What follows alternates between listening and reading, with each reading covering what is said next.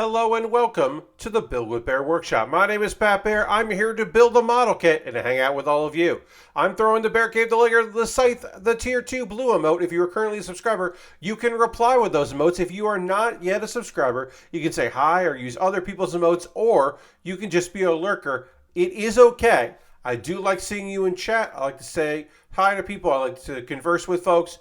But if you are not feeling like chatting, you don't have to. Aristophan is here. Welcome, Aristophan. Happy to have you here. As always, my friend. John is here. Lashbrook is here. We already have a great crew of folks. Thanks to everybody that hung out on Thursday. Harold is here. Arctic Sloth is here. Great, great, great. I would describe Thursday as mildly demoralizing. Somewhat catastrophically awful. I did hear from a number of people that were streaming around the same time as me that they were also bummed they chose Thursday night to stream. There was like a pretty well-known Hearthstone streamer who was just like, he only had a couple hundred people watching and he's usually like close to 1,000. And I was like, oh, okay. Well, if everybody did bad, I feel less shitty about that.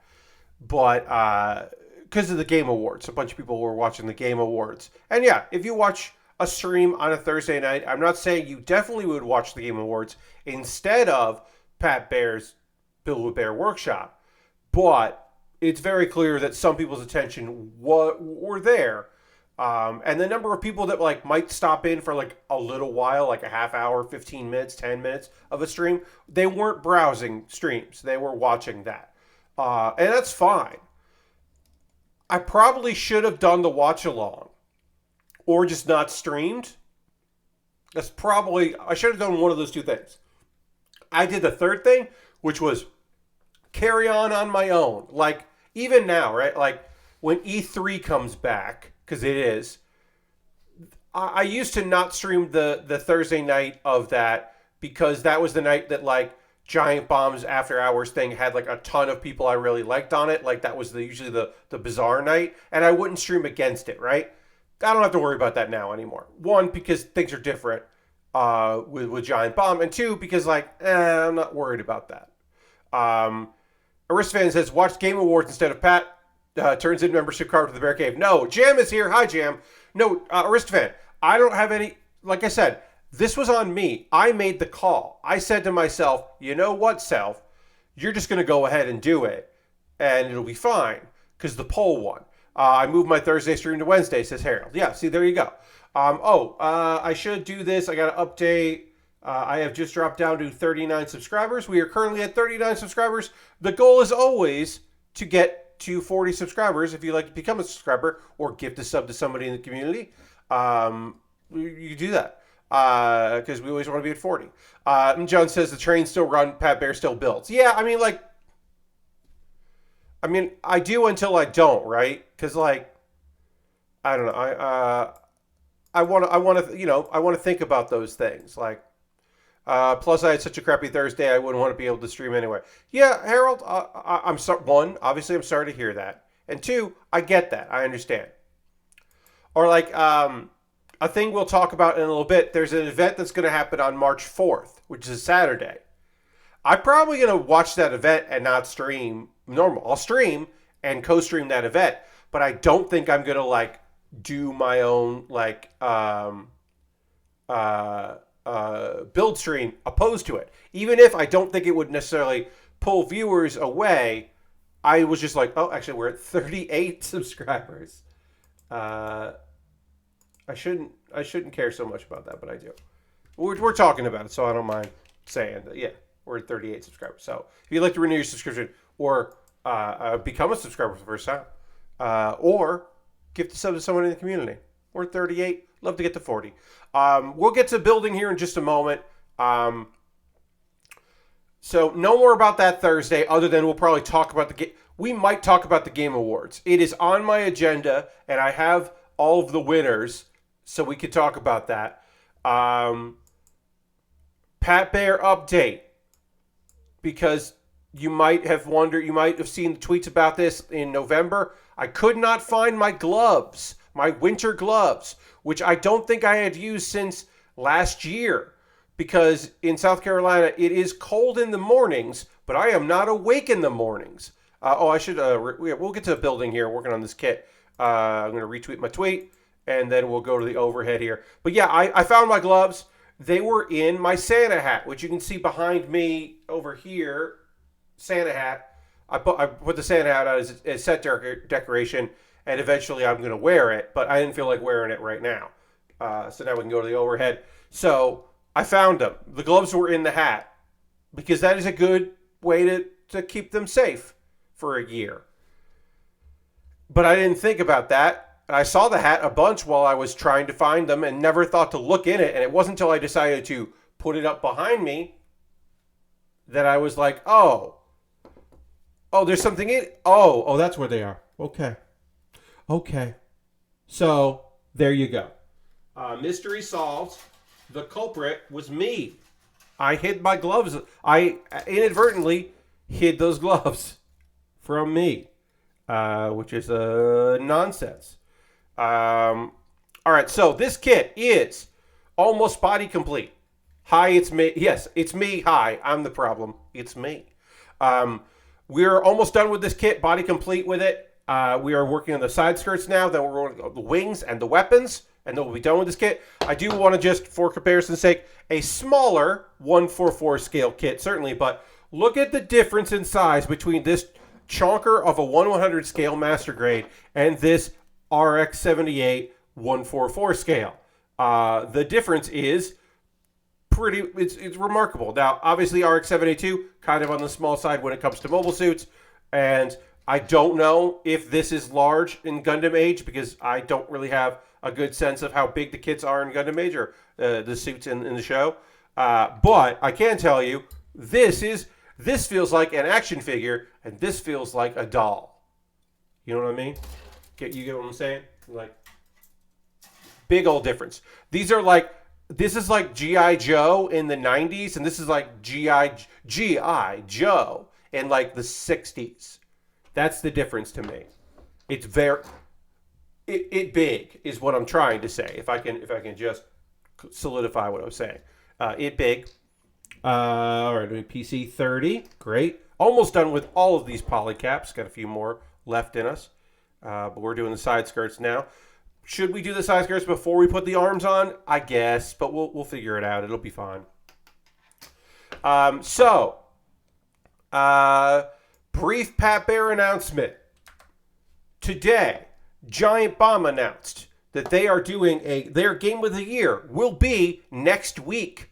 They will be doing live streams 3 days next week for their Game of the Year, and the tweet mentioned feet and seemed like there's going to be shenanigans, and in my estimation, there's some Dan Reichert all over whatever's happening there. Cool. Should say that they have not announced any guest lists for their Game of the Year. You may remember that in previous years, I got to put the Giant Bomb moved their Game of the Year stuff to January, and for many, many years had guest lists on the website that Alex Navarro took the lead on for several years, and in the past couple of year or so, whatever, Rory took on that responsibility. I don't know if they are doing guests. I'm not one of them, is what I'll say to that. I don't know if they're doing guests, but I do know that I have not been asked to do a guest list this year, which is fine. Are we getting a Baer list? So, on UPF, they seem to imply they are not doing guest lists. Well, there you go. So, at the very least, I have not been asked. If they are doing a guest list, they did not ask me, because one would hope that they, hey, Mr. Bob, that at the very least, they did not inquire with your friend Pat. So, am I going to do a top 10 anime list? Yes. am I going to release that list in 2022? Because last year, or I did the list early in the year because I wanted my video to correspond with the website posting, and they did in January, so I did in January. The answer to that is no.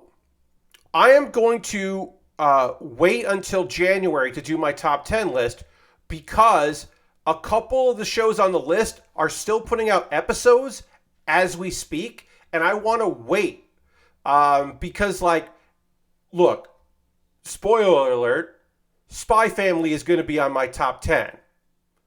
But they need to stick the landing to be at the top of my top 10 instead of the bottom of my top 10. You know what I'm saying?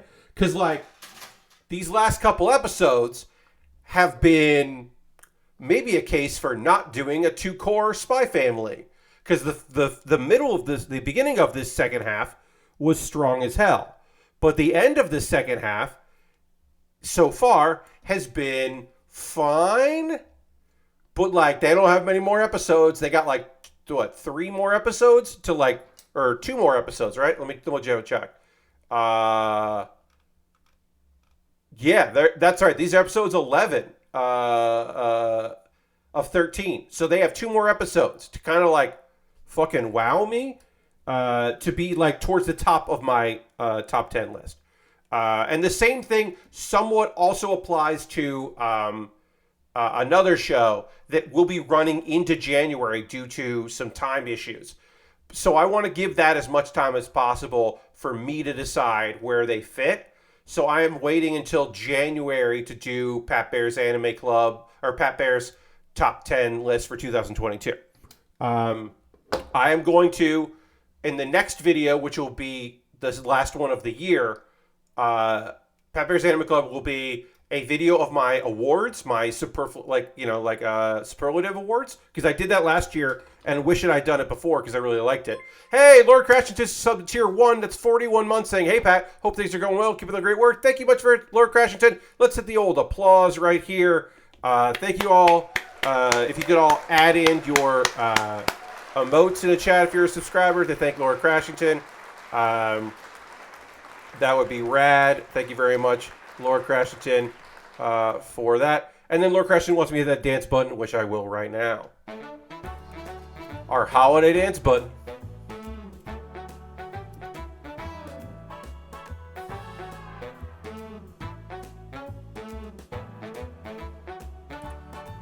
And then also, I missed that part. Last person said I sort of caught conversation on UPF, Unprofessional Fridays for Giant Bomb, about it. Sounded like they're not doing them, but I sent you.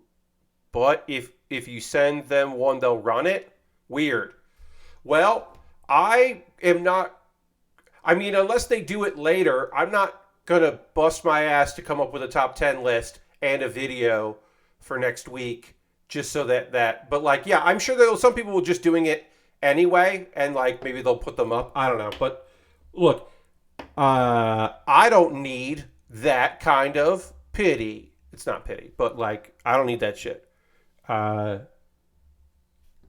like want to do a top 10 list. So so the next Pat Baer's Anime Club, which comes out not this Monday but the following Monday, is my top 10, or sorry, my awards show list, like my superlatives, like Bobby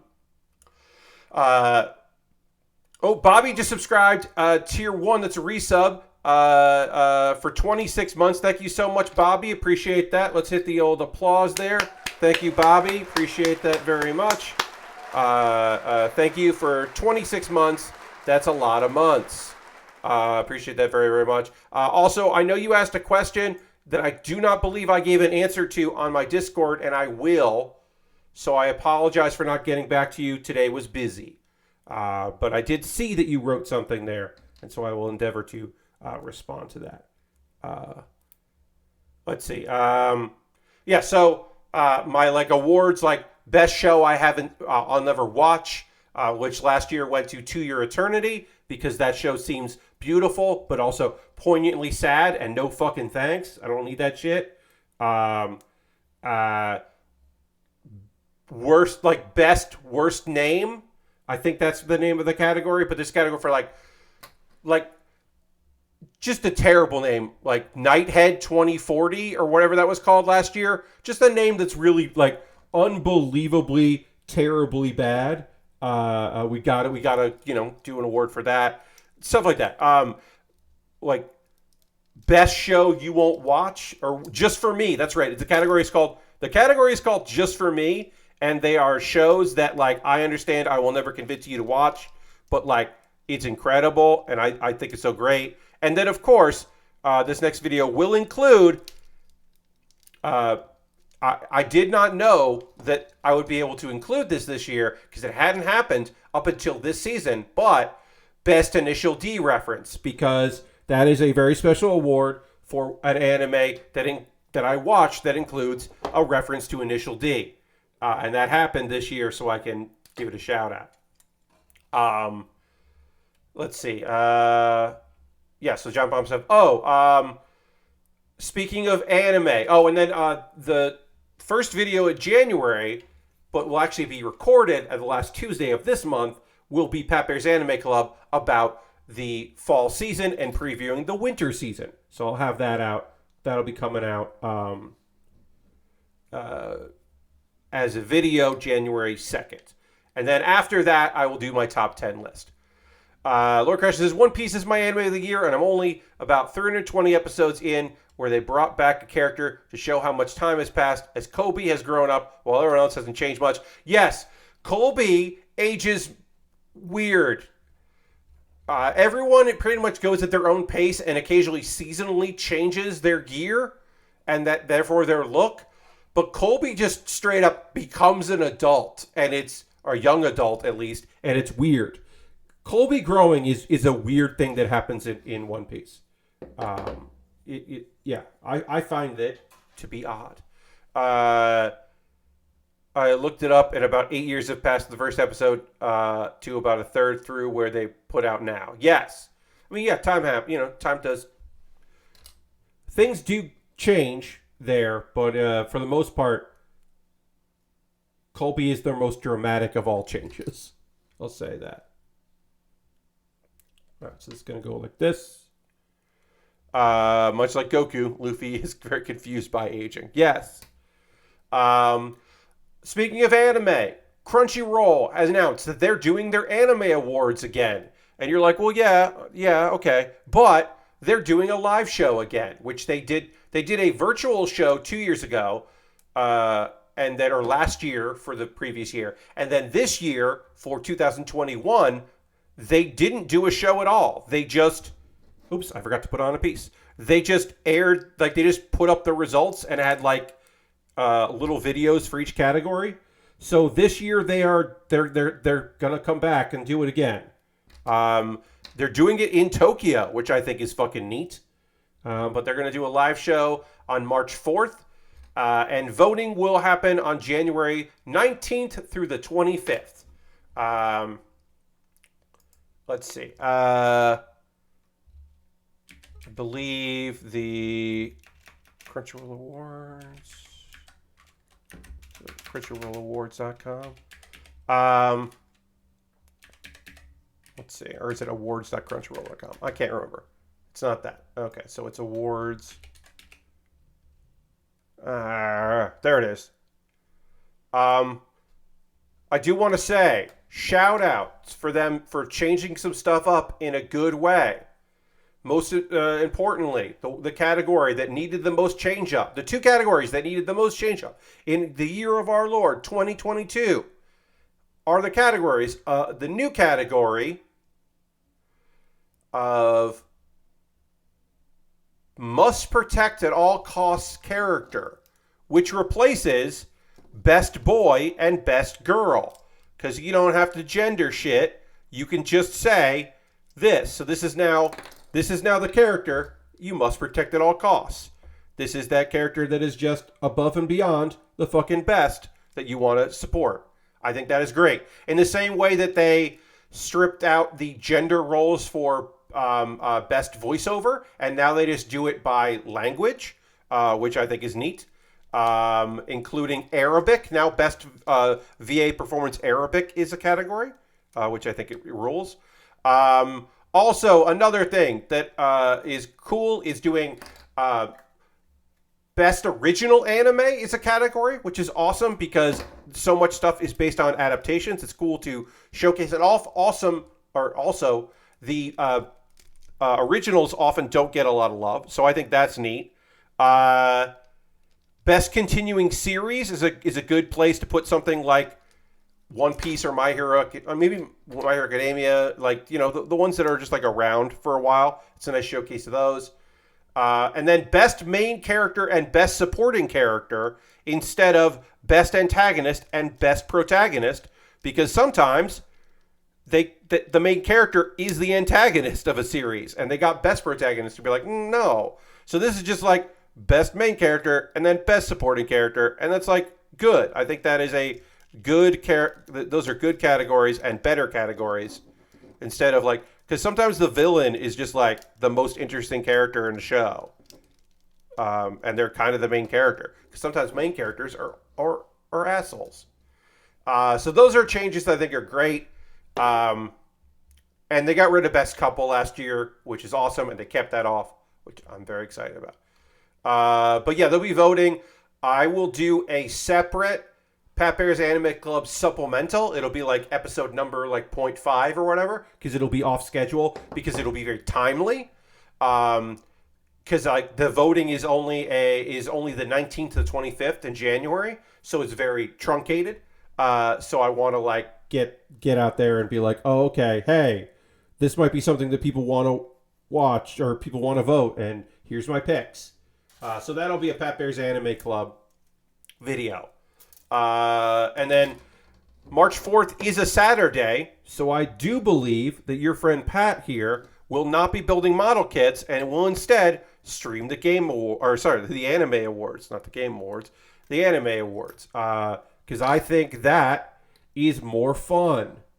I like those. I like yelling about the Anime Awards. Those have been fun streams. And since they're going to do it on a Saturday, I might as well live stream it. Because they have allowed co-streaming before, and then one year they didn't make it clear if they did or not, and I just did it anyway. Host your own That Game Awards, yeah. Speaking of Game Awards, we could talk about them. We should probably talk about them. They happened.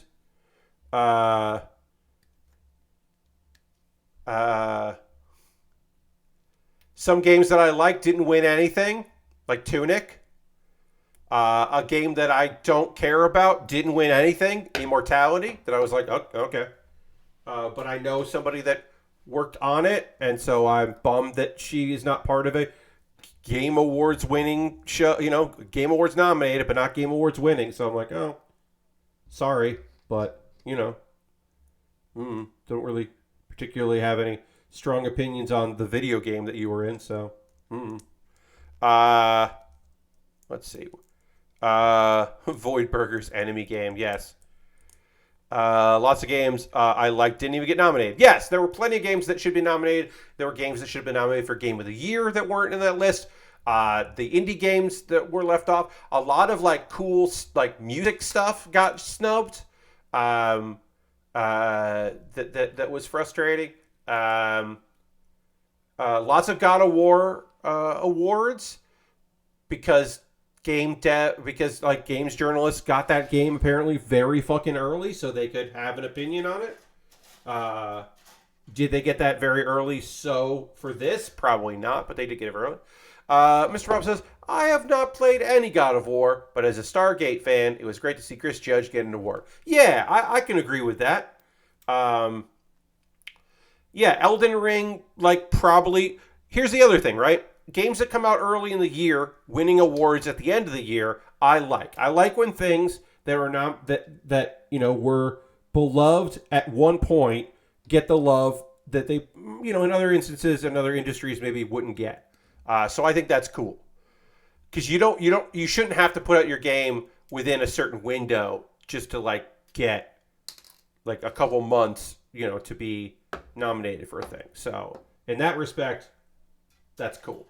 Elden Ring also won Best Game Direction. which is like, sure. I mean, if it's game of the year, probably. Um, God of War won Best Narrative. Sure. Best and also won. Okay, so this is goes like that. Yeah. Best art direction went to Elden Ring. Best score and music went to God of War. I don't know. I think Metal Hellsinger should have won best score and music because that was the whole point of the game was the score and music.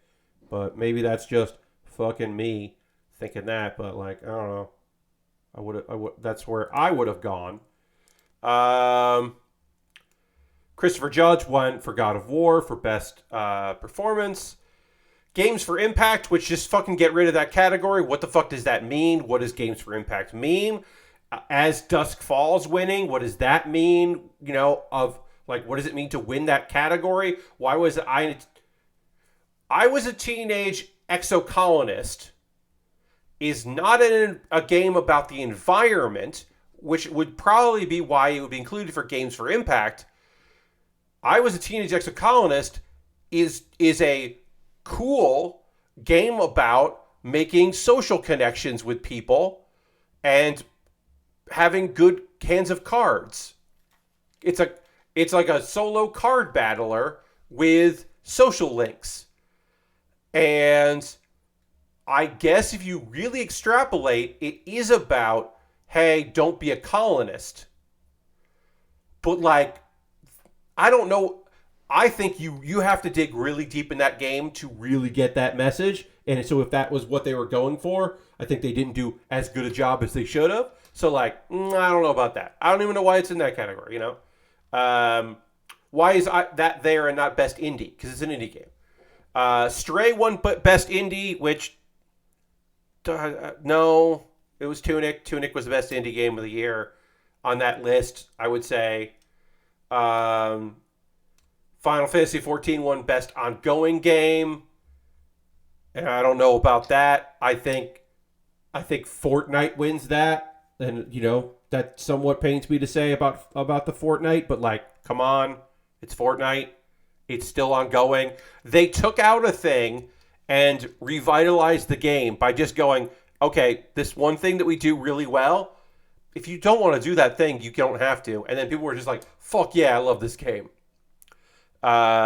It made sense when not many games are about socially conscious topics, but now there are so many that touch on that kind of stuff in ways that seem like pandering award. Yes, it is very much a like, hey, we're listening award. Because someone told them not to do best diverse game or whatever. Best community support, Final Fantasy 14. I don't know what the fuck that means. I don't know what best community support means. Is it like we listen to the fans, and it's just like, okay, I don't know what that means. I dabbled into it. I didn't get it. Ublox got screwed. Should have been nominated for best indie or best debut indie. Okay, I hear you. Tunic was fucking really great. I don't know. The story, the find your way, build the manual as you go, discover as you like. It's just moody. I don't know. I really loved it. I think it may have meant we have a best Discord. Yeah, call it best Discord channel. Sure. That's like that. Yeah, I'd accept that. Best mobile, Marvel Snap, which had not been out too long when these categories went out to people, but also Marvel Snap is very good, so I'm not like surprised or mad.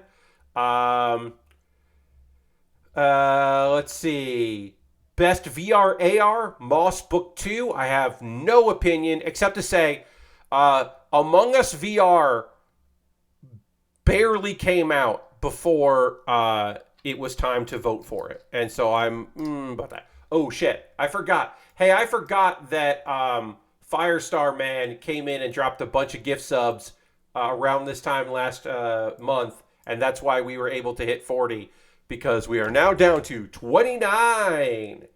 I forgot that this was when I knew it was coming. Like, I've been aware at some point we are going to drop by 10 subscribers or 9 subscribers, but I did not remember that it was now. So Firestar Man has, yes, had built us up. which is fine. We're going to be okay.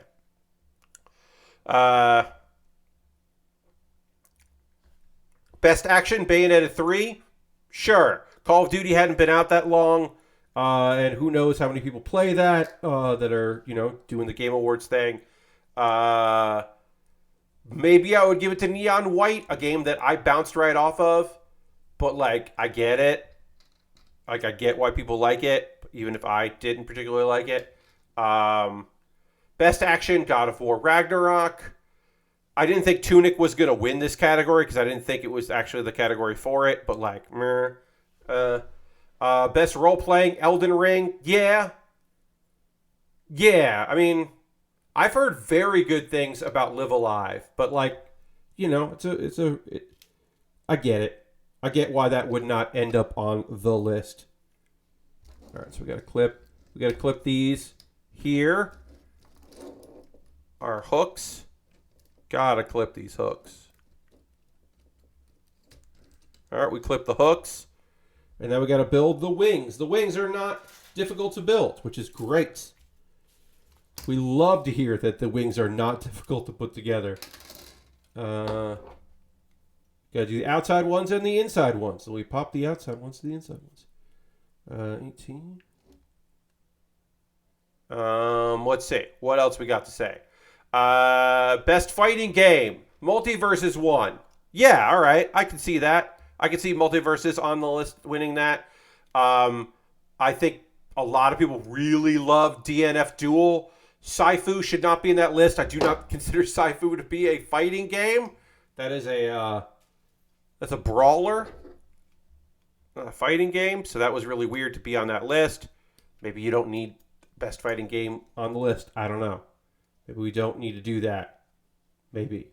Oh, wait. That was H12. H12 is the inside one. So H12 goes like this. And then, no, H12 is the outside one. It goes like that. H13 is this one here. What else we got? Best family game. Kirby won best family game. Should have been up for more awards. I would say of that list, I don't know. I might give it to Splatoon 3, but, Whoa,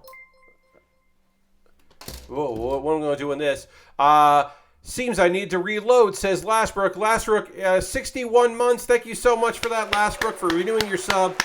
Let's throw the Bear... let's throw the Bear Cave Lego Scythe and Tier 2 Blue emote in the chat. Also, Ghost Valve just renewed subscription for 1 month Tier 1. This was 19 months. Thank you so much, Ghost Valve, for also renewing your subscription.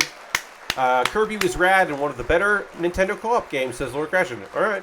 I don't know what other games are on the list, but I would like a multiplayer game would have been a better family game. Kirby should have been nominated for Game of the Year. Totally agree. But yes, thank you very much, Lastbrook and Ghost Valve. Also, we are now at, I believe because of Lastbrook renewing that Prime, we are now back up to 30 out of 40. So we are only, we're only 10 subscribers away for when I stop talking about needing 40 subscribers. Wanting 40 subscribers. Best sim strategy, Mario and Rabbids Spark of Hope. Totally. People love those games.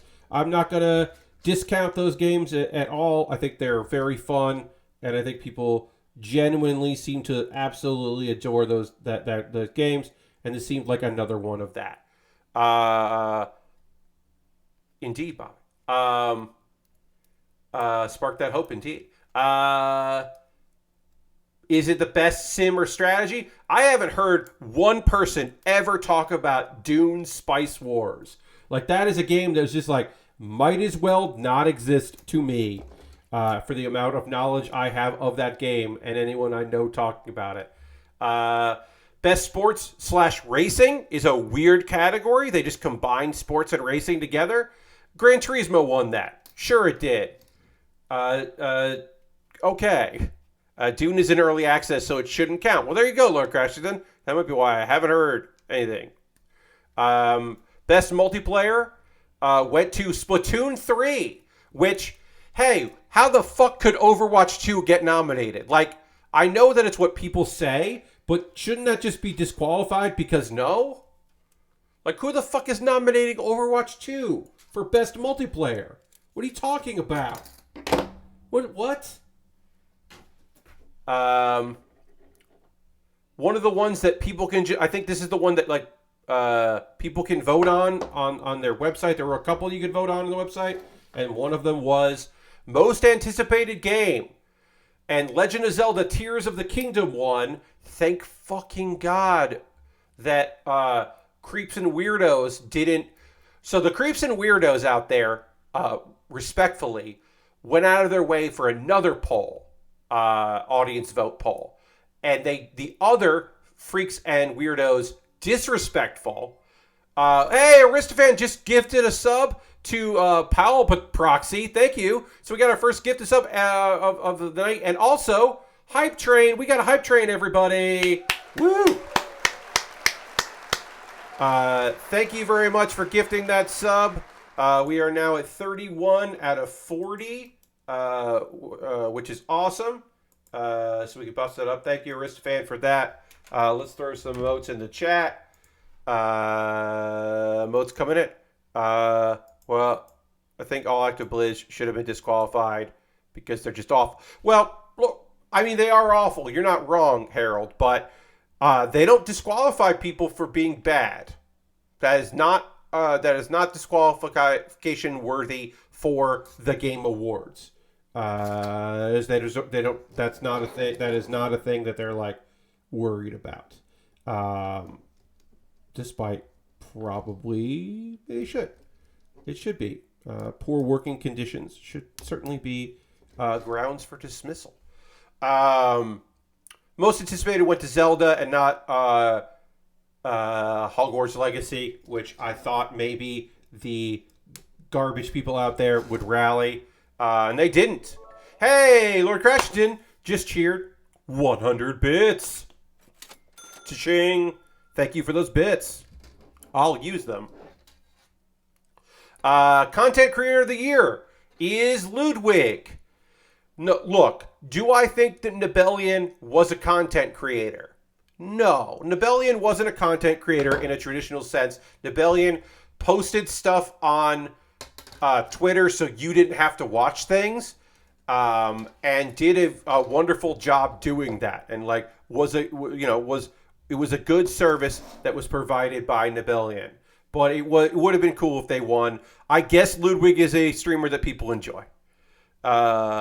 Yes, Lord Crashington, I thought maybe recency bias would do it, but then also I will say I didn't vote. I voted in other things that aren't the Game Awards. Because that's just not my style. And then Best Adaptation, which is a weird category that I don't know why it's there. Arcane won for League of Legends. Arcane League of Legends, I say, not Arcane. Arcane League of Legends. Which, if you're going to put anything on the fucking pre-show, you should put that. Because who the fuck cares about that? As opposed to other things that got bumped to the pre-show. Innovation in accessibility went to God of War Ragnarok. Tunic accessibility features were fantastic. But everything that was nominated is just nominated for has settings options that help people for a wide variety of things, but does not showcase any games that went out of their way to be accessible for people with physical issues to be able to play games. And I think that category would be a better showcase of studios doing the work rather than an award, in my opinion. I haven't fully thought this 100% out, but I do think that it is a odd award. Whereas I think it could be a showcase of the work studios are doing, or individuals, rather than the work, but then rather than just being like, its UI was clean or whatever. It lets you remap things. It's like, you could do more than that. Best esports game went to Valorant. People fucking love Valorant, and as far as I can tell, occasionally something happens and the Valorant community is like, and then it gets fixed. Like, obviously this is from an objective of someone looking in, but it feels like the Valorant community is mostly just like happy to still be playing Valorant, and occasionally you're like, best esports athlete. Oh, I skipped one. Sorry. But no, best esports athlete is Jacob Whitaker from Cloud9, who plays Valorant. And I have no opinion on. Look, I don't know anything about Chovy, Faker, Kerrigan, Simple with a 1, or Ye. I hope that Ye is not horribly fucking problematic or a fascist or some shit. But I don't know. I have done zero research on the topic. Cannot tell you if he sucks or not. Best esports team went to Loud, who play Valorant. Best esports coach went to Bizka, who is the coach of Loud. So that's good. It's good that the best esports team has the best coach. That's nice. And then best esports event went to League of Legends World Cup. Apparently, even though they didn't have the best coach or esport, they had the best event. And I know shit all about that. Can't tell you. Pronounced bazooka. Thank you, Lord Crashington. Bazooka. Apparently, best coach. We are now basically body complete on this kit. We have to build the weapons. We have to build the Lancer, because the Lancer, I believe, is part of the transformation. So the Lancer I believe the Lancer is gonna be our cockpit. I'm pretty sure. So we definitely got to do something there. I'm 99% sure that this transformation requires it. Our hype train was a success. I had a level 1 hype train, and I got an emote which I'll share with you, which is a choo-choo. It's cool. Thank you, everybody. Okay, yeah. All right, we're going to build the Dodds Lancer, which is not the... Yeah. I don't know what I was about to say there. But I do know the pieces are silver, which is neat. Oh, you only know because the presenter said it. There you go. I have a real and bootleg Mary Kish version of the Samoa now. Nice, Lord Crashington. You got the Mary Kish bootleg? That's fun. I like that Mary Kish... I did not know that Mary Kish bootlegs hype train emotes. That's very funny. Oh, I need J. I thought I need L, but I actually need J. Oh, and a polycap there. Okay, so we're going to build the Lancer. All right, so we talked about that. Okay, so Final Battle, which was a wrestling show. Now, to explain what's going on here. Oh, it's just called Test. I like that. Just testing it out. Ring of Honor, ROH, was an independent wrestling promotion that a lot of people who are now stars of AEW and stars of WWE, they worked local indies and worked their way up to Ring of Honor. Ring of Honor was a big indie. And they closed their doors due to... They paid people through a lot of the pandemic and without doing any shows, right? Because you couldn't do shows. And then eventually they were like, we are now done. We have to stop doing this.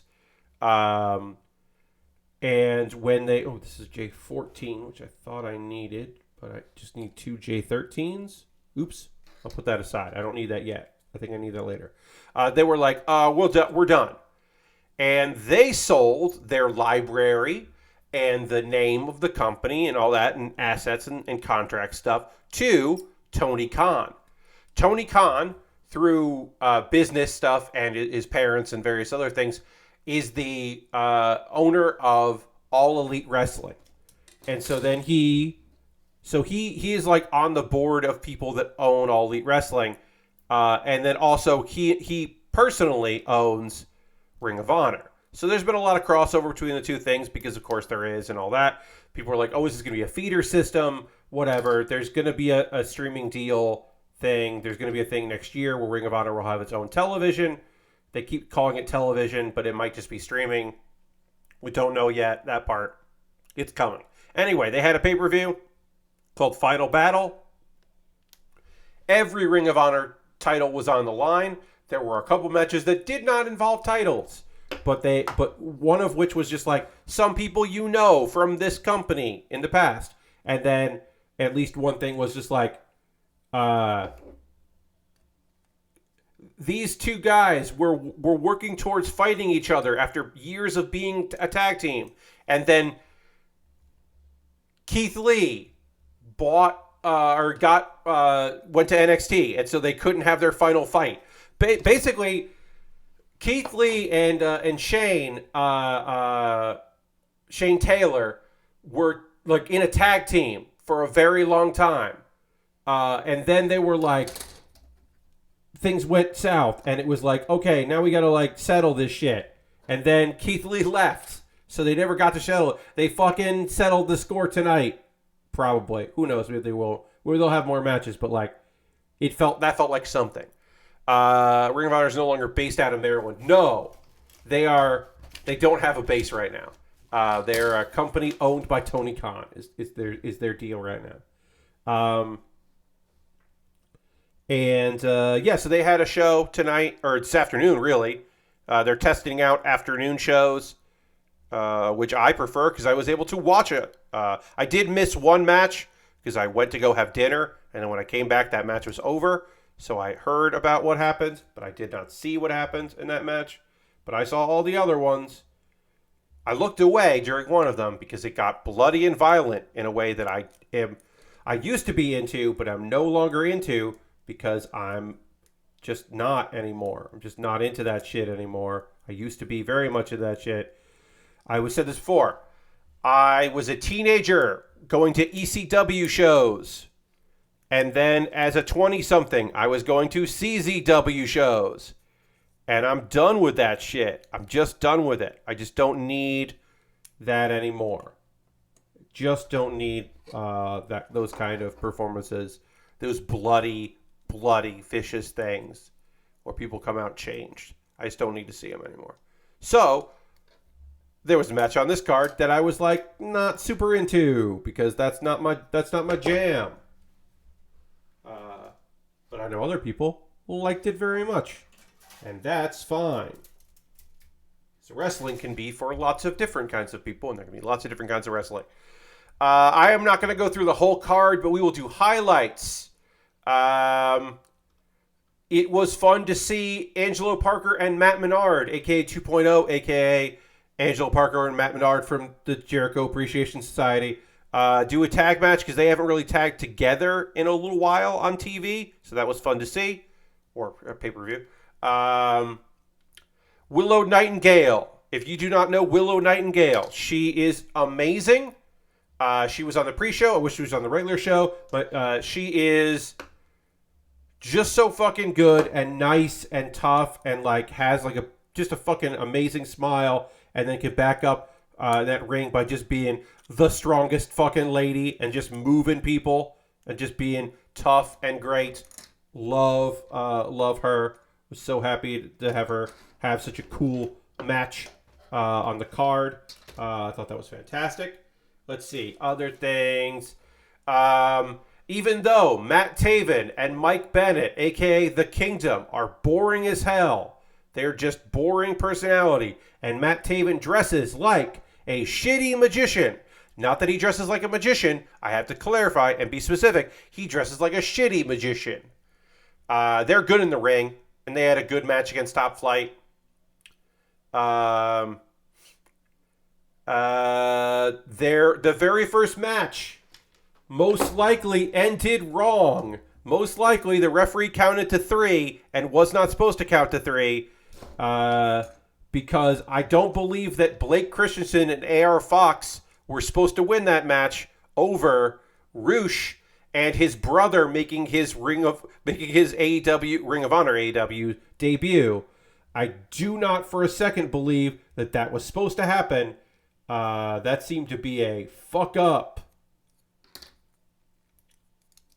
I do not believe for a second that was supposed to go down that way. I mean, AR Fox is fantastic. Blake Christensen is a good Ring of Honor hand.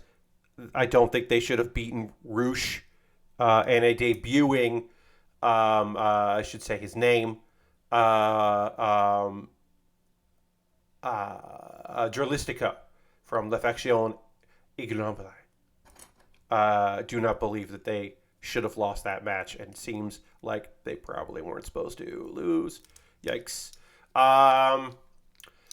Mercedes and Martinez and Athena should have been fucking later in the card because they put on a goddamn banger and they know what the fuck is up. They definitely should have been, in my opinion, in a better position on that card. But they were given time. At the very least, we can say they had time to do things.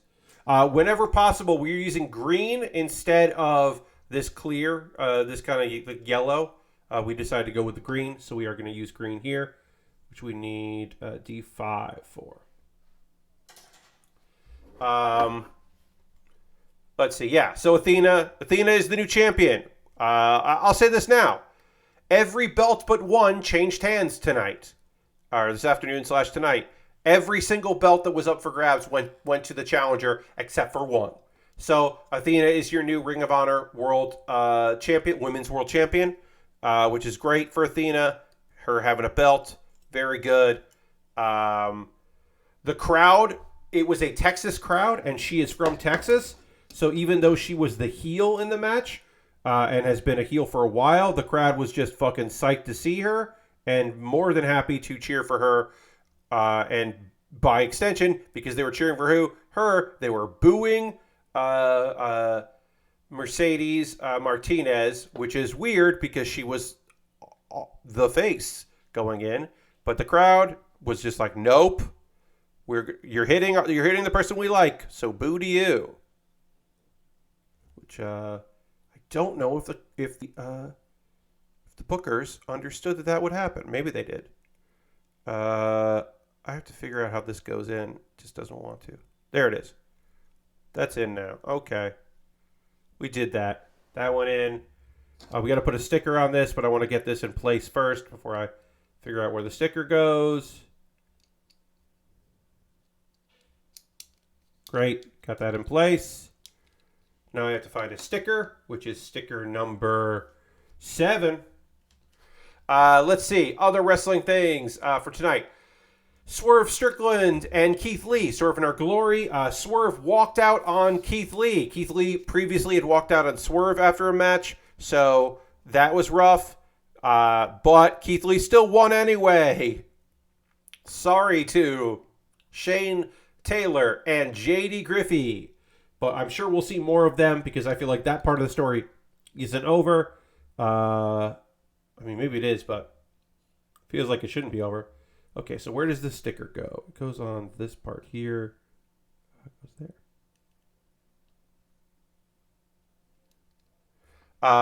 Pat, I have breaking news. Boston-based Kelly's Roast Beef is opening a restaurant in Florida. Mr. Bob, okay. Congratulations to Florida. I don't know. Don't have vital information about that, but okay. Thank you for the update. This goes. I hope that news finds some of you, and you're very excited about said news. Does this go over? Oh, I'm not gonna put that sticker on. That sticker goes over the cool green. Never mind. Fuck that sticker. We're not doing that. No thanks. Get out of here, sticker.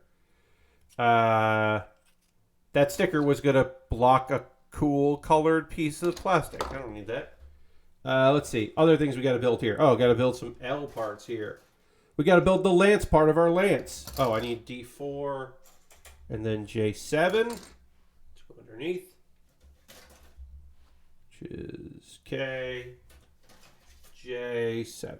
Great. It's going to be in University Park, Florida.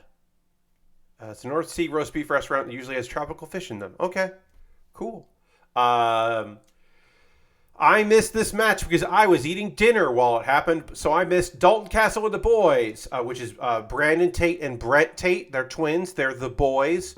And they lost their trios titles to the Embassy, who are Brian Cage, and the Gates of Agony, which are Bishop Khan and Toa Leona. Toa Leona and Bishop Khan are Gates of Agony. When they're with Brian Cage, they represent the Embassy.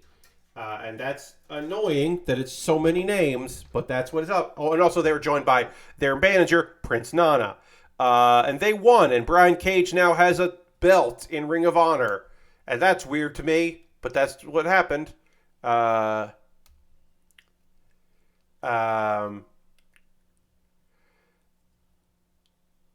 Dalton. Dalton rules. I hope that Dalton has an actual deal. It's been a handshake deal for a while. I hope they actually did physically sign him because Dalton Castle is a goddamn star, and he's great.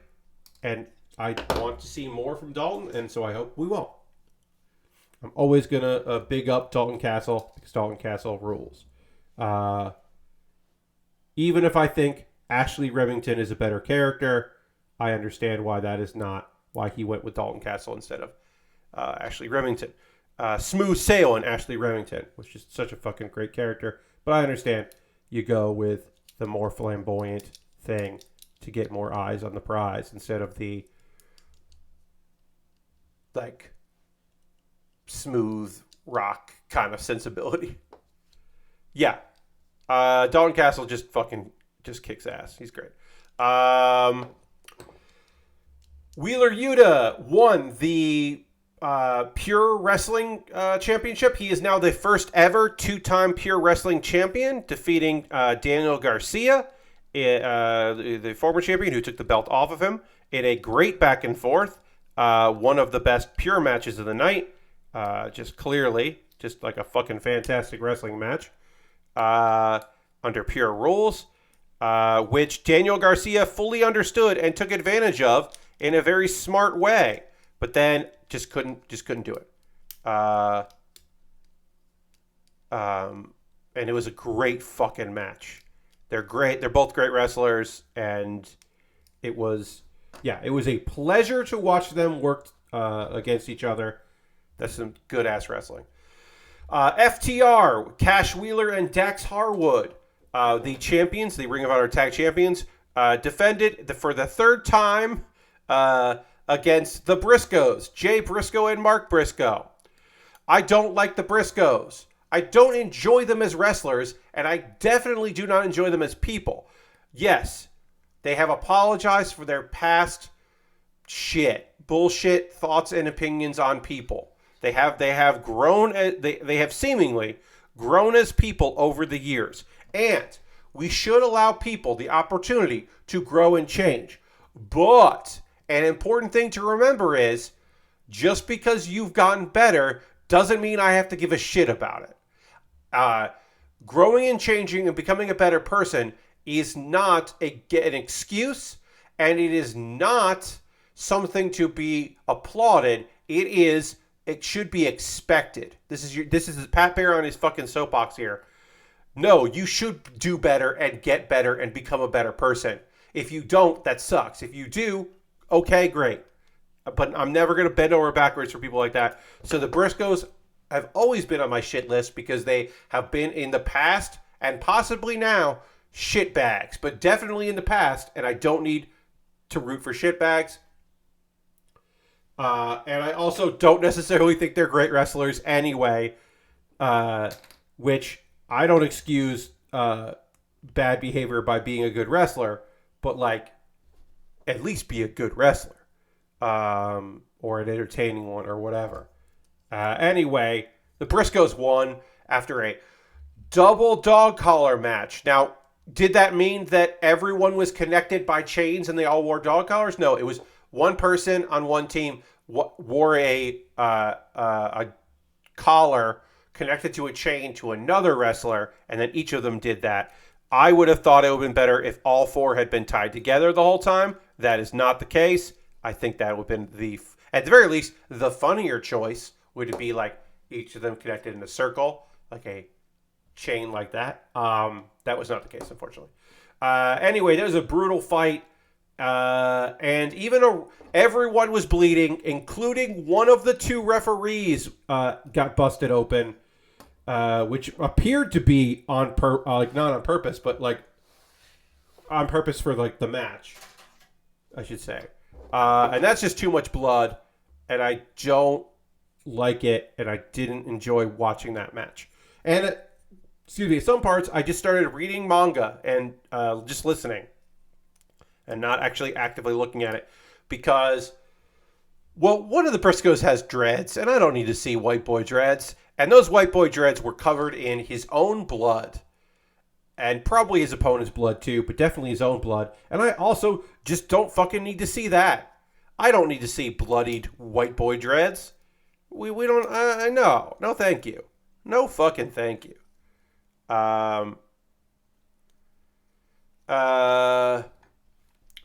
Also, FTR lost the belts today, and then also lost their belts.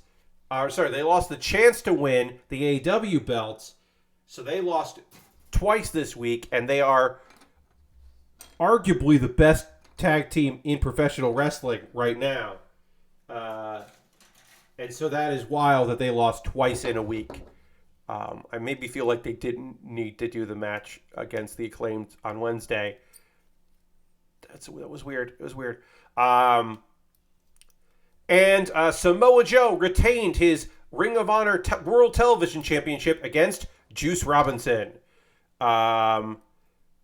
This is a good match. This is a hard match to follow that bloodbath. Even I can admit that. But they had, they did well. Everybody did their jobs. Joe retaining was a surprise because it looked like everybody was losing their belts. Currently, Samoa Joe is the World Television Champion for Ring of Honor and the TNT Championship champion for AEW. He has 2 TV titles, making him, as he says, the king of TV. And yes, Lashbrook, if I was asking Joe a question at the media scrum after the event, I would have said, Your Excellence or Your Lordship, my liege. I would have played along because I am not gonna fucking do anything to possibly make Samoa Joe unhappy. Far be it for me to even consider the possibility of upsetting a scary, scary man. There's a reason why the chant "Joe is gonna kill you" exists, is because Joe is gonna kill you. Like, fucking yikes, dude. Y'all gonna get wrecked. We gotta put some stickers on here. I need K. I'm done with J here. K. K17. And then we gotta put some stickers on here. And I don't think I'm gonna build the beam sabers. Yeah, I don't really want to build the beam sabers here, so I think we're gonna skip the beam sabers. And we'll just build this lance and then transform it after the pause for the cause, which we're going to be taking in a moment or two. And then the main event, Chris Jericho, who was the Ring of Honor champion, the Ocho, because it was his 8th world title, decided that he put it on the line against Claudio Castagnoli, and if Claudio lost the match, he would be forced to join the Jericho Appreciation Society. Claudio won. The reign of terror, the reign of Jericho is over. And Claudio is the champion again. Now, 2 members of the Blackpool Combat Club have belts in Ring of Honor. And nobody else in the group has any belts. So, by extension, you could say that Claudio and Wheeler are better than Jon Moxley and Daniel Bryan, because you know, Daniel Bryan and Jon Moxley don't have belts. I mean, Bryan Danielson hasn't even ever won a belt in this version of Ring of Honor or AEW. But yeah, we love that. We love that being the end of BCC and hopefully the end of BCC and JAS feuding, bigger and better things. Perhaps even that there will be some sort of implosion because, you know, hey, Cool Hand and Daddy Magic won their match. They're the only they're JS guys that won. Like, what's going on? How come Jericho couldn't pull off a win? What's up? All right, so this is this. Okay, that's gonna go in there. All right, we'll look at this here. We are done with this kit. We will have to transform it, which is going to be probably a little frustrating, but we are pretty much done with this. I just have to basically get this hand together here, figure out how this goes in. All right, so that goes in like that. There's a spot for it. So yeah, wrestling was good. And then there was a media scrum, and basically Ring of Honor probably has some sort of deal. They're going to explain more, but at the very least, watchringofhonor.com, which is their honor club, is $10 a month. Right now, you can, if you join that, you can watch old Ring of Honor stuff, and then 90 days after a pay-per-view, it'll become available. So it's not day and date. You can't spend $10 a month for Honor Club and just watch their pay-per-views like as they come out. You gotta wait on that or pay more money for the other thing. Hey, welcome, Mingle. So there's that. But also, it is now set up that, I guess, when they have a TV deal, it'll most likely also be on Honor Club. And it's just like a $10 a month. Especially if you want old Ring of Honor footage and shit. You could do that. You could just join that, like right now. And they got a couple apps, and I think they might be on a few apps, but I didn't follow through on that.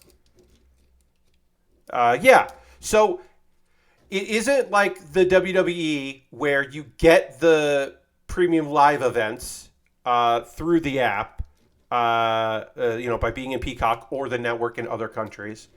So it's not that good of a deal, but it is if you like old shit from Ring of Honor, and then you want to watch their pay-per-view things that happen like this year, the other ones that happened this year, you can go back and watch those. My guess is the 90 days is to make sure their partners are happy because the pay-per-view providers were very unhappy with the network, the WWE network. So, like, I guess this is just an appeasement, and that makes sense. This hand does not want to reconnect properly, so let's try to get that going here. I think we did, and now we should be able to connect this, and then we can have this cool weapon on. We did. W Network's kind of crazy deal. Yes, very much. It's very much a crazy deal. So, totally understandable why they would make appeasements. All right, so we are done with the build mode here of this kit. We are going to take a photo of this, and then after the pause for the cause, we will transform this into flight mode. Again, I did not put together the beam sabers, which is fine. I guess I can do this. I can take off one of the hooks, and I can put on this part here. There's wire here, because these hooks are grappling hooks. So I can do that. And that just goes... yeah. So yeah, there's that. Oops, that arm fell off. Haha. I was like, oh, this is going together pretty well. And then the arm fell right off. This is going to go like this. Goes like that. Come on, come on, come on, come on. Maybe I won't put this on. Jeez.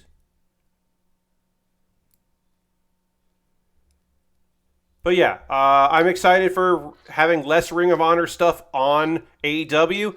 I will be bummed if some of the wrestlers, like while they're building up, if some of the wrestlers aren't there. So maybe like I don't need title offenses, but like I still want to like see Willow on things, even if she's quote unquote Ring of Honor and not AEW. I mean, I know we'll see Joe, but like, I still want to see some of those wrestlers until there is, in between now and when they actually put this programming out, the new programming out. I still want to see some of those wrestlers because they're wrestlers I like. I mean, Brian Cage can take some time off. I don't really need to see Mr. Cage, but other wrestlers I would like to see. All right, so we are done with we are body complete on this kit. I am now going to take a photo of it. Then we'll take a pause for the cause. Then we'll transform it, and I will also it might start a new thing depending. Let's see here what I got here. Harold, I will get back to you once this stream is done. Thank you for sending me a message. Appreciate that. But I will get back to you once the stream is over. But yeah, we're done here with our kit. It's got a flight mode that we have to figure out. This is the Gundam Age 2 Dark Hound, which was a 2010 kit that had a mild restocking at USA Gundam store, and I was like, I very much want this kit because it looks badass. This part isn't as fun because I'm trying to get everything in shot here with it laying down. I think this will be good. Yeah. Okay, great. So we're done with that. No rush. I only said it because I was thinking about it and was going to forget otherwise. No problem at all. So you did get the Barbatorus, Mingle says, from my mom for Christmas, and you were right. Super weird kit, but it was a lot of fun, and my boss actually got me the ARCs. Titans are real grade, so I put together my first real grade, and boy, that was stressful. Yes. So, folks, if you are not familiar with real grades are the size of this kit. Oh, I should do this over here. It's the size of this kit, but the detail of this kit. Like a good master grade, the amount of detail that goes in is then in the size of a real grade. Instead of a high grade, this is high grade and real grade are the same size. So like instead of like 4 or 5 pieces for the leg, it's going to be like 25 pieces. And that is a lot of fucking work. So good on ya. Real grades are great, but can be a lot. All right, so we have to transform this kit, but we can't do that yet. We're going to do that soon. First things first. I'm going to talk to you about ways you can support the channel. If you've been to a stream before, you know what this is. This will be hopefully fairly short, just me reiterating things. And then we'll transform this kit. First and foremost, if you are currently a subscriber, you can throw the Bear Cave, the Lego, the Scythe emote. If you are a tier 2 subscriber, you have the blue emote to throw in there. Subscribing is the easiest way to support what I do because you're already here in Twitch and you probably have a credit card or something attached, or your debit card, because you probably support other streamers. We've had a bunch of people subscribe tonight, which is rad. We've also had people use their Prime Gaming sub because they have Amazon Prime linked with their Twitch. They get that sub, the token. If you don't want to use it for me, please use it for somebody. Don't just let that go to waste. We also had a gift sub tonight. Aristofan is the top of our gift sub leaderboard with 3 gift subs, which is awesome. Thank you very much, Aristofan, for gifting 3 subs to the community. You could gift a sub to somebody in the community if you wanted to. I'm going to go away here for a second and blow my nose. I'll be right back.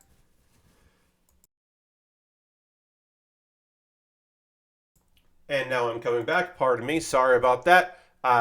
Allergies are kind of whooping my ass because I went and put a bunch of lawn stuff and leaves out to the old dump today. And it kicked up my allergies, which is fun for December. Anyway, yes, outside, the worst. So yeah, thanks everybody for subscribing. Thank you for everybody that has taken the opportunity to do that. We also had some bits from Lord Crashington, who is now the top of the bit sub leaderboard. Bits and subs, bits and cheers, always appreciated. Subs, always appreciated. Your support, always appreciated, everybody. Thank you very much. if you've been able to ever support me. We are at 31 subscribers. The goal is 40.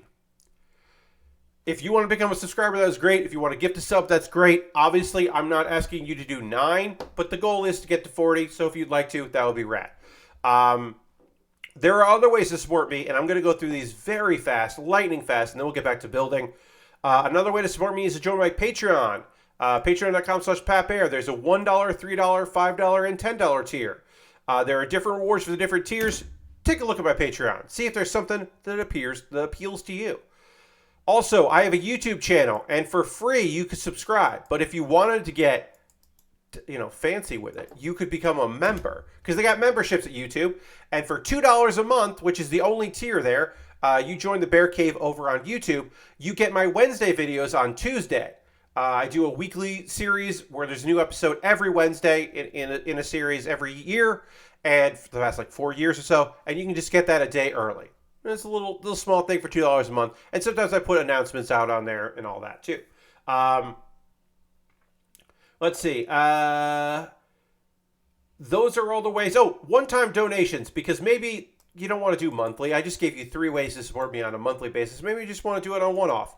Well, there are one-off ways. There is my Ko-fi and my PayPal and my Stream Elements.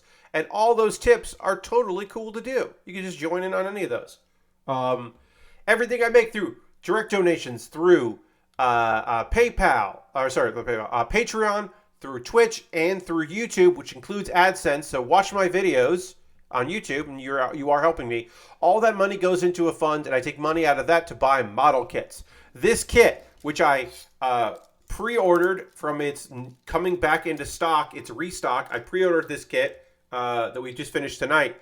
I would not have been able to do that without your generous support, because I had the funds when this became available and said, you know what, I want to get that. This is the kit that I would like to build. I think it would be neat. And I was able to do that. I was able to make that purchase because of your generosity. So thank you very much for that. So I know what I'm building next because my $10 patrons voted on what they wanted to see me put together next. But that's not the only way. There's a way to supersede the next time, right? So I know what I'm building next. I know what I'm going to build once we finish this transformation. I know what kit I'm starting next.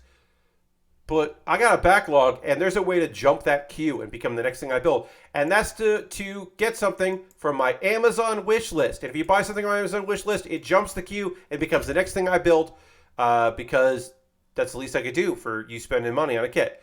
I've got Lego sets. I've got model kits, inexpensive kits, very expensive kits, kits that are seemingly never on sale, kits that sometimes just jump in price and are now went from being $19 and is now $27. It's thanks.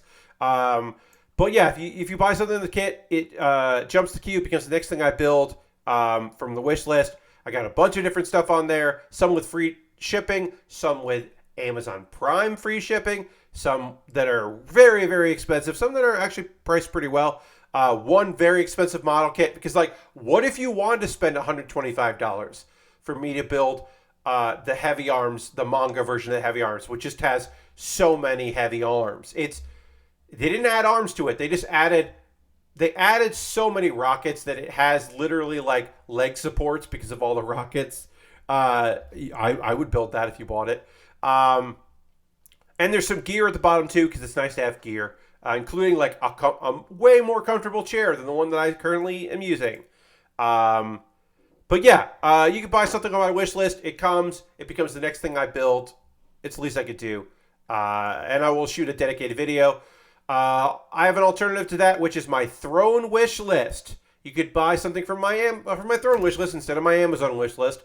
That's a more curated list, lots of gift cards there. And then also USA Gundam Store. I don't have a wish list on USA Gundam Store, but you can always buy gift cards to USA Gundam Store and then just send me a DM, because my DMs are open, with that gift card code.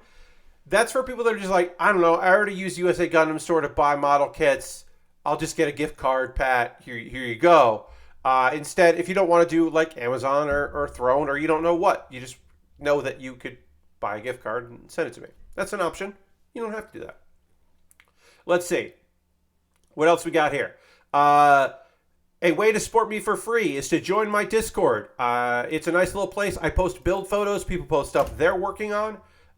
It is a lovely little spot. Sometimes people just post things in general that they think I would be interested in. And they're usually right. Okay, videos to watch. Improvised Postmortem from PAX Unplugged 2022. That's right. I was at PAX last weekend. I can't believe it was only last weekend. I was at PAX. I did a panel. I recorded that panel. The audio isn't great on it, but the content is very fucking funny. I think you will like it. I think we did a good job with the Improvised Postmortem for PAX Unplugged. I had a ball doing it. I will do a PAX next year. I cannot commit to multiple PAXs, but I'm committing to a PAX next year. It was fun to be in front of people again. Pat Baer's Anime Club. If you missed the last episode of Pat Baer's Anime Club that I put up this past Monday, this is actually Pat Baer's Manhwa Club. It is me recommending several South Korean comics, manhwa, and kind of talking about those. And then Do You Remembaer is an ongoing video series where every week I hastily research someone or something or place, and then do from my memory, talk about everything I remember from that Wikipedia page. This video was about Hubble, Edwin Hubble. And you might say to yourself, wait, is the Hubble telescope named after a person? I didn't know that.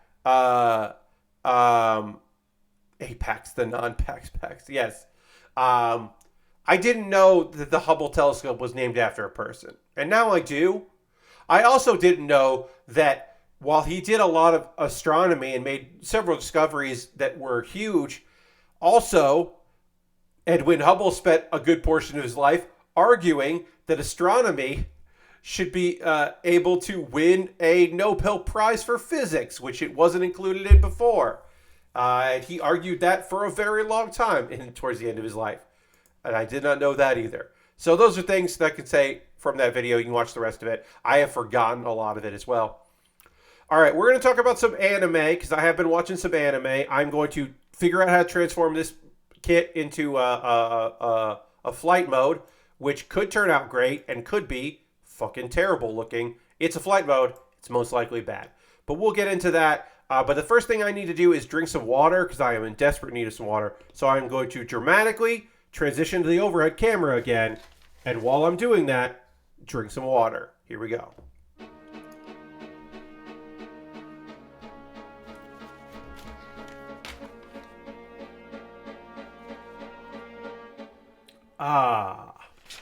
Water.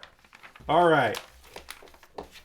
Let's see if we can do this. And then also, I'm scared of our flight modes. Yes. I mean, they're just like, sometimes they're great, and sometimes they're very not great. This likes to pop out, and I don't enjoy that. And I bet that could be annoying in the flight mode. So hopefully it won't be. But we'll get this connected here. Get this back there. Great. Okay, so we probably also have to take this part off here, I imagine. Yeah, we do. Okay. So, also, there's not English here. So that always is a little bit of a problem for me, someone that speaking English, can be rough. Reads English also. Okay. So, Spy Family Part 2 and Uzaki-Chan Wants to Hang Out Season 2 are the shows that I'm watching that are regular Saturday shows. I've dropped my other Saturday shows because Villainous, I was just like, I don't really care. I'll probably catch that when it's done. I'll just marathon through it. But I don't really care too much about what's going on in there. And then the other one that I'm talking about today is Akiba Maid War. I actually watched the first 3 episodes of Akiba Maid War, because it's Akibara is the location. So it's Akiba Maid War. Because people were like, hey, this show is fucking violent and cool, is what I heard from people whose opinions I respect. And I was like, I don't hate violent shows, and I do like cool shows, so okay, I guess I'll try this. All right, so what do I have to do here? you pop this up. Okay, so you pop this up. And then... What do I do with these? But then they're like, you pop this up.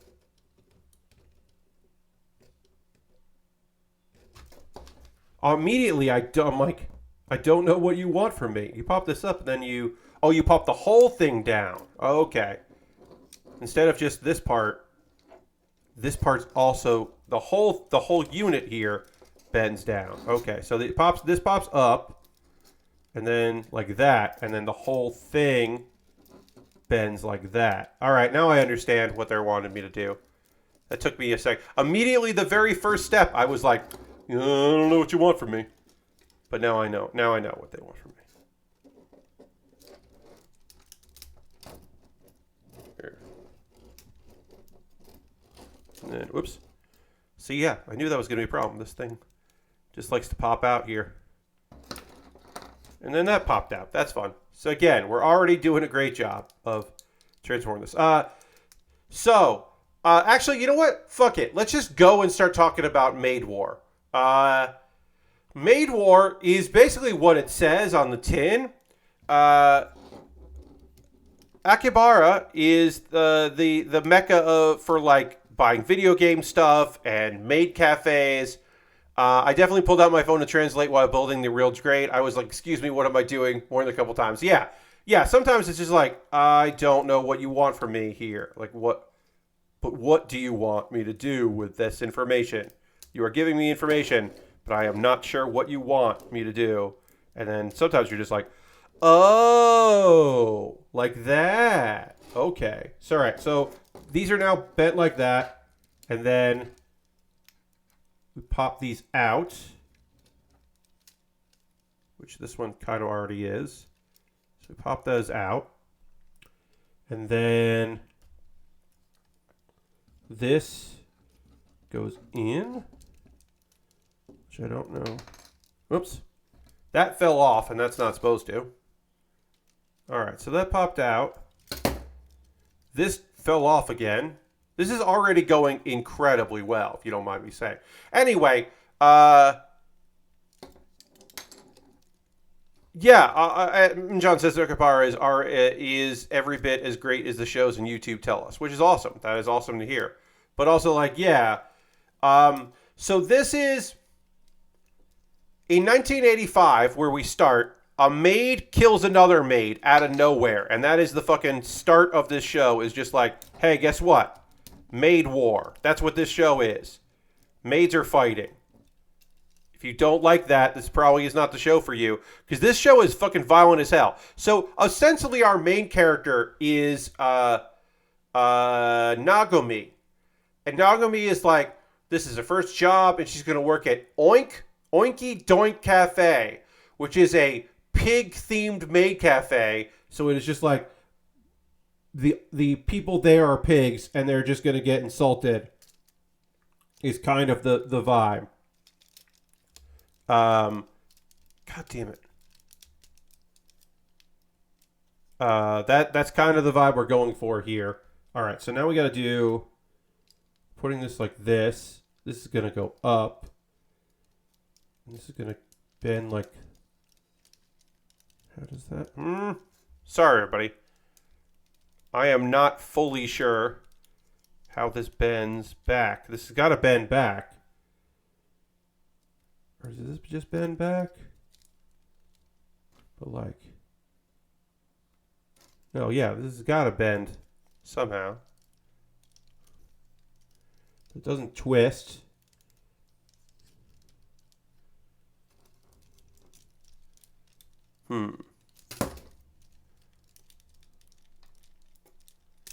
Nope, that just separates it.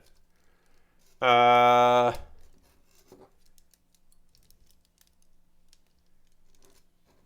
this has gotta bend for like.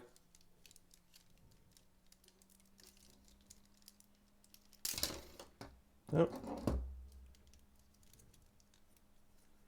This part here has to come down. And it's not, and I don't know why it's not. But this does have to slide. And I'm not sure what I did, why it's not doing that, but it does have to slide. Okay, there we go. That did it. That slid. So at least that worked. That part worked. And then this goes like this. And then this is going to go like that. Anyway, this is a bad time to do that, to try to talk about anime and do this. Maybe it changes. I can only talk about the first 3 episodes. But every episode here is that our main character is just freaked out and traumatized by the fact that her job keeps turning into bloodbaths. And the older, 35, so she's old, career woman who started working there in the same day, Renko, I don't know why Renko is totally okay with just murdering people. Perhaps we learn that later in another episode. But at this point, we have found out that Renko is just like the owner of the club keeps getting into trouble, and then Renko just murders people to solve their problems until they are confronted with new problems, which is like there's a casino for in episode 2 for maids, like a maid themed casino where they keep like losing money because people are fucking around with it. And then at one point they are, the 3rd episode, there's an underground fighting ring. And there's a lot of shenanigans there. And our main character, maybe she eventually does stuff. But right now, our main character is just there, freaked the fuck out consistently about everything that keeps happening to her in this world. And I don't know... Sorry. Okay, so where was this bend supposed to be, though? Because it's not like that. So, I do know that the head went down. And this is now the front of the kit. Does this... Okay, and this bends. Okay, alright, okay. I've gotten this far now. We are now this far with the kit. Where we have now bent it like this. I am much farther along in this than I thought I would get before I was like, fuck this shit. So we are on our way to figuring this kit out. And then the side skirts fold up like this. Cool. And then these go down. Okay.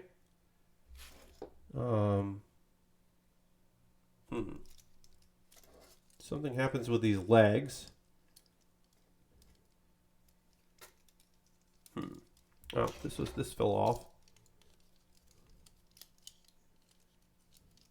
The problem with these kits is always that the legs have to do really weird shit, which I'm never quite sure what they want me to do with them. So that's always a problem. Something like locks in. Okay, so this like folds like that. It folds like that. And then this is gonna fold like that. Okay. I think this is right.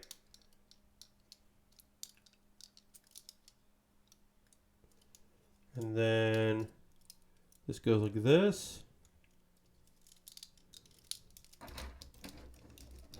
Anyway, I don't think, I'll just say this. Akiba Maid War, not for me. I understand, I think, I don't know for sure why some people are so gaga for it. I think that, like, visually the fights are interesting looking, like the gunfights, and maybe it gets, like, incredibly awesome as it goes. But the first 3 episodes left me kind of cold on it. I'm not like super into it. It didn't do it for me, and I walked away thinking like, that's fine, but I wasn't like blown away, because I definitely have heard that some people were fucking like could not begin to understand like how you couldn't love it. Like I've heard from a few people that are like, it's the best show this season. And I was just like, what? No. So yeah, I would say if you like your violence to just be colorful and bright and like unbelievably, utterly nonsensical, then this might be the show for you. Um, but I need a little bit more with my nonsense, and I don't think I'm gonna get a little bit more with that nonsense. So, all right. So all we have to do left here is put this on, and I don't actually know where this fits because it's hard to see. Oh, it goes like that. Okay.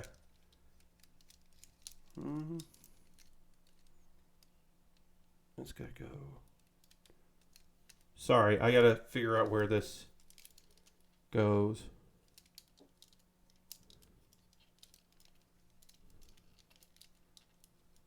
Sorry, buddy. So this fits like this. So that goes in like that. It comes back here. It goes like that. And then, oh, there's a part that pops up down here. Oops. Nope, that's a cockpit. All right, I think that's...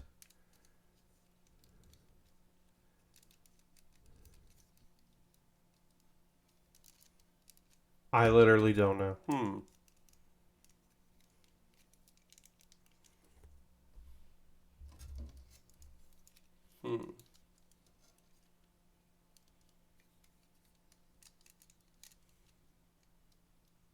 I just stopped talking. Sorry about that. All right. We got farther than I thought I would before I gave up. I am giving up. I do not understand how this goes together. This has to connect somewhere, but I can't figure that out.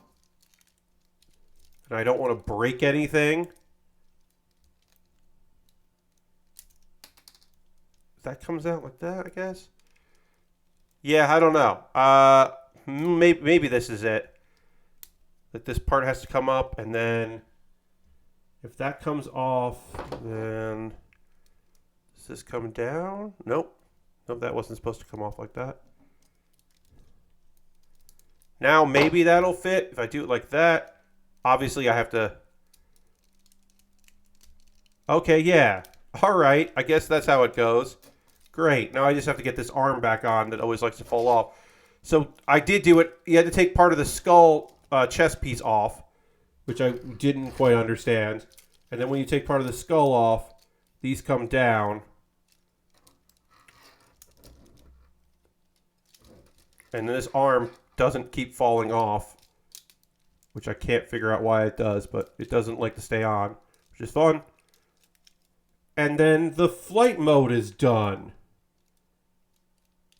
Now, and these come down. Because its knees are landing things. So one bag veggie. This is a great question. The Kyrios kit. The Kyrios kit has a flight mode that is not impossible or shitty. The Epion isn't that bad to do because the Epion is very simple kit. And the fact that the Epion, you just fold it in half. Yes, we did reach flight mode, Tony. Also, hi, Tony. The Kyrios, where the cockpit is like the shield, or no, it's not the shield. It's like the back of it. I'm gonna look that up. Oh yeah, I haven't done the Rezel. But let me look up the Kyrios. Kyrios.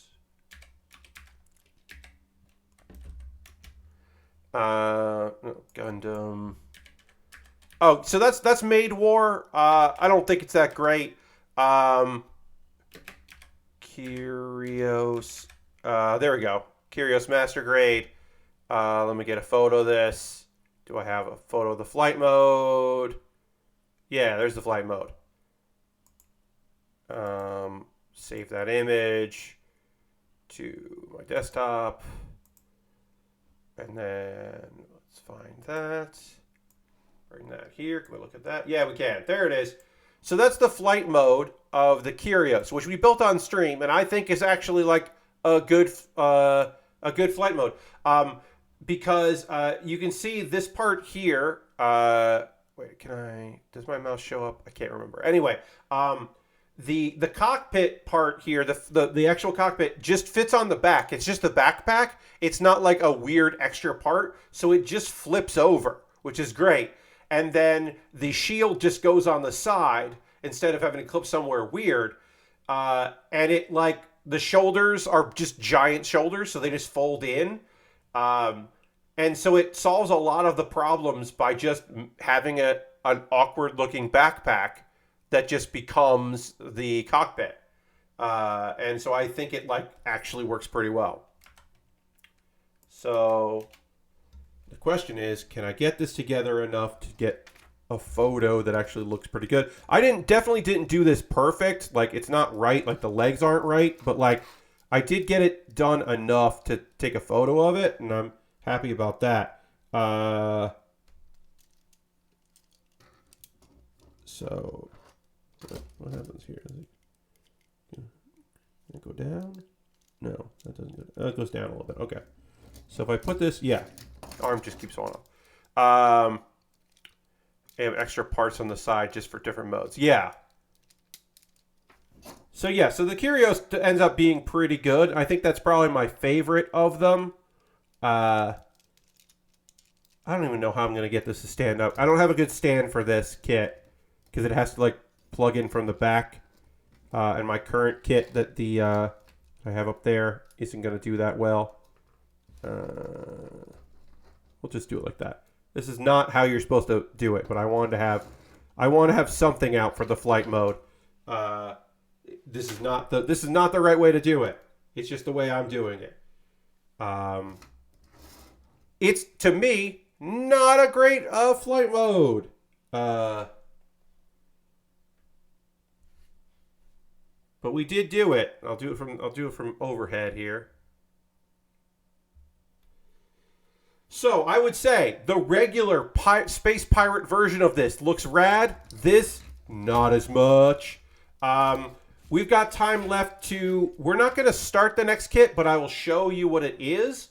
So in the record books, we finished this kit, and then we're setting up for our next one. It's Dukemon. There it is. The next kit I'm building is Dukemon. We'll talk it through. I'm not going to start it because I don't really have time tonight. Quick things. Spy Family.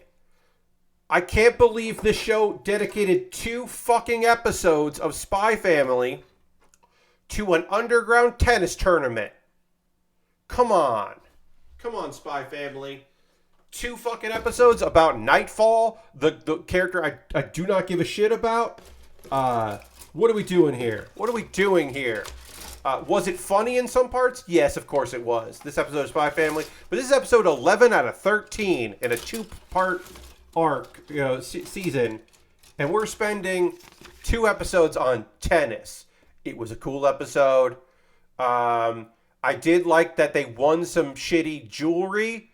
And then later they were like, we'll just give it to the handler. And then later handler was wearing those shitty rings. Yeah, Christian, you're right. It wasn't a tournament. It was an underground. It was set up like it was supposed to be an underground tennis tournament, but we just saw that match. It's an underground tennis league, I guess. You're right. They still did 2 episodes and skipped some stuff. Anyway, I want to talk about this because we're not gonna get to it today, but we'll get to it later. You might know this character as Gallantmon, but we're calling him Dukemon. And the box does have both Dukemon and Gallantmon, but we're going to go with Dukemon. This is Dukemon. Look, we've only built 1 Digimon before this, and it was also like Warrior Knight themed, and that rules. This is not the Amplified. This is a standard one. The Amplified is nonsense, wasn't in the anime, balls to the wall. We're not building that. We're building the standard one, which is just a cool knight. Dukemon is just a cool fucking knight with a giant, such a big shield. I'm very excited about that. It has a cape. It has a cape. Dukemon has a cape, and it is a cloth cape, and it has been a while since I put a cloth cape on anything. So I am very excited to have this piece of cloth. This will be what we do. We start building on Monday. So Monday stream, we're gonna dig into this kit. I believe this will take Monday stream and maybe a little bit of Thursday stream because we will be panel lining it because it does have plenty of room for panel lines. I'm looking forward to working on this kit because it just looks neat. It does have some stickers that'll go over, so we will put some stickers on there. Anyway, this was a fun episode of Spy Family, but not a good episode of Spy Family. And then Uzaki-Chan Wants to Hang Out Season 2. We learned more about the surprise sister that Sakurai has, and he's like, all right, I'm going to come home more because now I got a baby sister. And that was fun how they interacted. And then we had another thing where Sakurai is getting relationship advice from the guy at the gym, but the guy at the gym is the dad of Uzaki and doesn't know that he's giving his daughter's not boyfriend dating advice or friendship advice, which is fun. That continues on. That is still a thing. Also, we got a flashback to them in high school when Uzaki is not a cheeky asshole to her friend. And then basically, we don't know if they're going to spend Christmas together, folks. That was a big part of the last season. We got 2 more episodes, but I don't know. Sakurai is mad, and maybe he isn't going to want to spend Christmas Eve with his annoying Kohai. So they might not get together on Christmas Eve, and they might not kiss. They probably won't kiss, because it's still Season 2. I will say this. I really like Uzaki-Chan Wants to Hang Out. It is a fun romantic comedy. Is it my favorite romantic comedy this season? No. There are other romantic comedies that are better this season. Shikimori's Not a Cutie is better. Aharon-san wa Hakaranai is better. I don't know if any other ones are better than that. But any more than me telling you that is probably me getting into my top 10 list. But I can tell you that Uzaki-Chan Wants to Hang Out Season 2 might be on that list. And Shikimori's Not Just a Cutie is on that list. And Aharon-san wa Hakaranai is on that list. Because they are both top tier. Where on that list? I don't know yet. I haven't done that. I got my anime top 10 list down to 11. But I can't really work on it because there are a couple shows on that list that aren't done yet. And I kind of want them to be done. Because like I said, Spy Family on that list. Where on the list? Depends on how the next 2 episodes go. Because they did introduce Bond, the dog. But also, the last 2 episodes have been kind of weird and not necessarily great. Good, but not great. It's gonna be they're gonna be more episodes of Witch from Mercury, but like there's not one tomorrow or next. I can't remember. I think there's not one tomorrow. That show has been amazing, but like it's a 2-core too, so like I want to see what's going on with it. Like I need a little bit more time with those shows so I can put them into my top 10. And there's another one that like is definitely my top 10, is definitely towards the bottom of my top 10.